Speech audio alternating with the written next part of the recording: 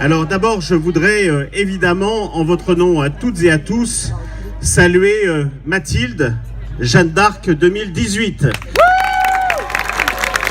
Elle est entourée de ses pages et puis elle est entourée aussi par Bénédicte Baranger, qui est la présidente de Jeanne d'Arc, de l'association Jeanne d'Arc, qui organise avec toutes ses équipes tous ces moments. Alors on va réserver aussi un peu d'applaudissements pour toutes les associations qui sont autour de nous et qui préparent tout au long de l'année ce moment.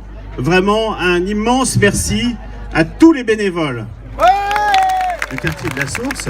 Eh bien, dans cette clairière, à l'époque, en 1429, il y a 589 ans, se préparaient les troupes pour, après, organiser les assauts des différentes citadelles qui entouraient Orléans. Des campements d'hommes en armes qui se préparaient avant les assauts, plutôt dans ce qu'on appelle le bois de Nora, qui est juste à côté, à Olivet, à 4-5 km à vol d'oiseau d'ici. Et c'est la raison pour laquelle, avec Bénédicte, on a imaginé que, eh bien, dorénavant, dans les différentes séquences des fêtes de Jeanne d'Arc, il fallait marquer cette veillée d'armes en Sologne, dans cette terre de Sologne d'Orléans. Et ils ont posé un certain nombre de questions. Alors ces questions, on va te les poser et c'est toi qui vas donner la réponse. Alors qu'est-ce qui veut commencer? Où est-ce que tu es né? Alors, donc la vraie Jeanne d'Arc est née en 1412 à Domremy. La Lorraine, ça n'était pas la France à l'époque. C'était les Marches de Lorraine et elles étaient sur l'Est. La France, elle était toute petite à l'époque.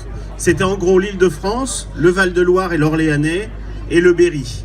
Et le reste, notamment sur l'Est, c'était d'autres, ce qu'on appelait les Marches de Lorraine, et c'était d'autres Quel âge vous avez?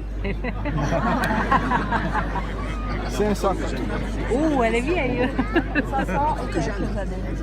Donc moi j'ai 17 ans. Jeanne d'Arc, elle avait environ 17 ans quand elle a libéré Orléans. Pourquoi as-tu sauvé Orléans? Alors donc Jeanne d'Arc, elle a libéré Orléans parce que les Anglais l'assiégeaient.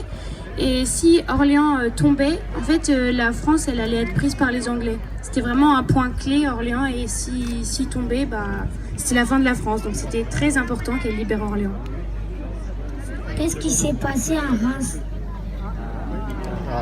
Alors Jeanne d'Arc à Reims, elle a fait couronner le dauphin Charles VII, qui est devenu le roi Charles VII, et il était enfin légitime. Donc les Anglais pouvaient plus rien dire vu qu'il avait été sacré. En fait, pourquoi ils ont fait des guerres?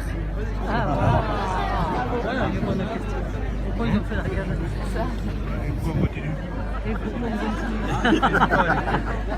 L'accord. À l'époque, les royaumes se constituaient à partir de mariages, de successions. Et les pays n'étaient pas formés de la même façon qu'ils le sont aujourd'hui. Et donc, il y a une succession qui a été contestée par l'Angleterre, c'est-à-dire que le royaume de France devait revenir à la couronne d'Angleterre. Et les Français, eux, disaient qu'il fallait évidemment que ça reste. Tout le monde s'est fait la guerre pendant longtemps pour pouvoir voilà, savoir lequel aurait raison. Pourquoi les Anglais, ils ont cru que vous étiez une sorcière? Alors les Anglais, il fallait bien qu'ils trouvent un reproche à Jeanne d'Arc puisqu'elle était quelqu'un d'extraordinaire. Et donc ils lui ont reproché le fait qu'elle portait des habits d'homme.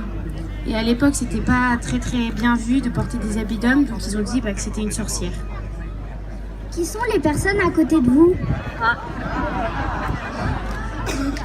À ma droite, c'est-à-dire à votre gauche, mon page Antoine. Et à votre droite, c'est Oscar, mon deuxième page. Et ensuite, c'est Dolon, ici, et Dunois.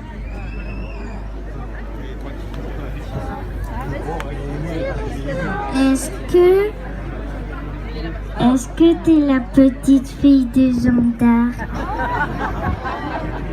Non, non, moi je suis pas une petite fille de Jeanne d'Arc. Elle n'a pas eu d'enfant d'ailleurs, vu qu'elle n'était pas mariée, donc elle aurait pas pu avoir d'enfant.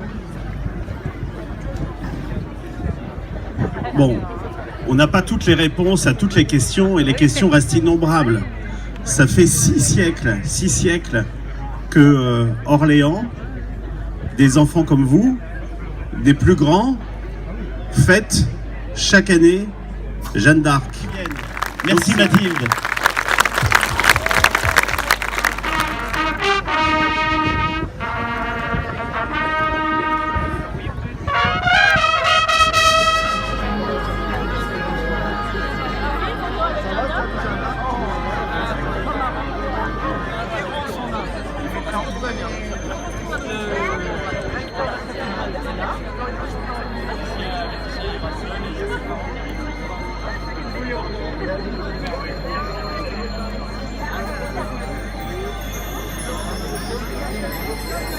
Une tradition ancestrale, la fauconnerie. Les origines de la fauconnerie remontent à plus de 4000 ans. Elle a touché tous les continents et pratiquement toutes les civilisations. En France, elle a connu son apogée. Ici, c'est un mâle que nous vous présentons. Chez les rapaces chasseurs, les mâles font un tiers de poids en moins que les femelles. On reconnaît les rapaces.